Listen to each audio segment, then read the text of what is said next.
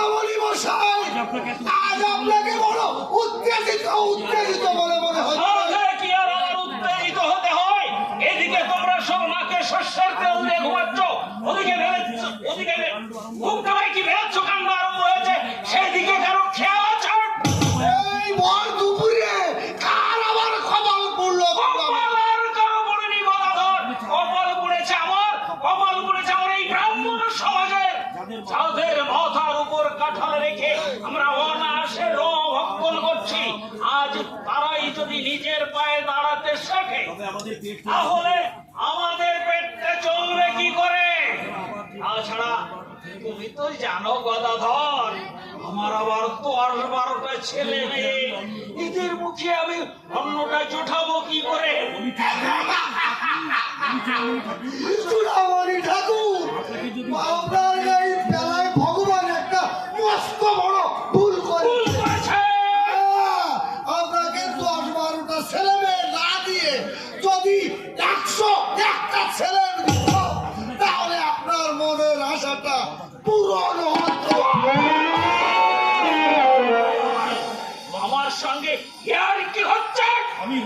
আমি হলাম সমাজের শিরোমণি গঙ্গাধর চূড়ামণি, যার ভয়ে মাঠে গরুতে এক খাটে জল খায়, তার সঙ্গে তুমি ফাসলাম করো। বলি, ও শিরোমণি মশাই, আপনার ডজন ছেলে মেয়ে থাকতে আবার কোন গোবাগার থেকে একটা ছেলে কুড়িয়ে এনেছেন? ওর আব্বা আমার একদম ভালো লাগে। তোমার ভালো না লাগলেও আমার কাছে সে সুপুত্র। আমি গুরুগিরি আর প্রহিতগিরি করে এতগুলো ছেলে মেয়ের মুখে কোনোদিন অন্ন জোটাতে পেরেছি, আবার কোনোদিন বা তাদের উপবাসী থাকতে হয়েছে। আজ ওই কৃপায় 3 বেলা 3 সন্ধে একেবারে ঘি ভাতে ঘুরি বাগাচ্ছি। তার ভাগাবেন না। বলি, ঘিটা তোর পয়সা দিয়ে কিনতে হয় না। তবে ঘিটা কি আমার বাড়িতে জন্মায় নাকি বললি? আমি কি করে জানবো? তবে আমি নিজের চোখে সেদিন যে কাণ্ডটা দেখলাম। কি দেখেছো? কি দেখেছো গদাধর? দেখেছি আপনার ওই গুণধর ছেলে হাটে গিয়ে এক গরিব ব্রাহ্মণের কাছ থেকে 1 ভাণ্ড ঘৃত ক্রয় করেছে।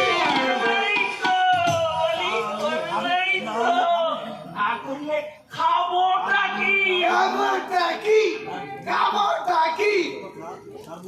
তার মূল্য দেওয়া তো দূরের কথা, সে বেচারির ভাণ্ডটা পর্যন্ত ফেরত দেয় না। কত ভাগা ছেলে, এ ভাণ্ডটাও ফেরত দেয়নি। আরো আছে ও চূড়ামণি ঠাকুর। আছে? হ্যাঁ, গত পরশু ওই জমিদার বাড়িতে পূর্ণাহের নিমন্ত্রণ খেতে গিয়ে আপনার ওই গুণধর ছেলে নগদ 723 টাকা চুরি করেছে।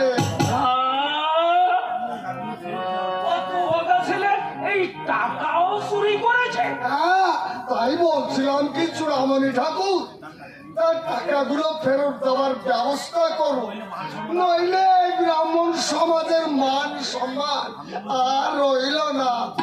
গদাধর, বলুন। আমি বলছিলাম কি, যতবারই ওই টাকা তুমি ফেরত দাও না কেন, চোর না আমার বুঝানো যাবে না। সুতরাং জেনে শুনে লজ্জা পেতে এটা সবাই ভালো। অতএব টাকাগুলো আপনি ফেরত দেবেন না, তাই তো? রামকান্তের কাছ থেকে ওই বাসুদেব মূর্তিটা আমাদের ছিনিয়ে আনতে হবে। আর এই কাজে যে আমাকে সহযোগিতা না করবে তাকে করবো আমি এক্ষুনি। সবাই বন্ধ করে দেবো, এটাই আমার শেষ আরে দাঁড়ান দাঁড়ান, শিরোমণি মশাই কি বলে গেল? এখন যদি ওনার সঙ্গে সহযোগিতা না করি, তাহলে আমাকে আবার এক ঘরে করবে। ও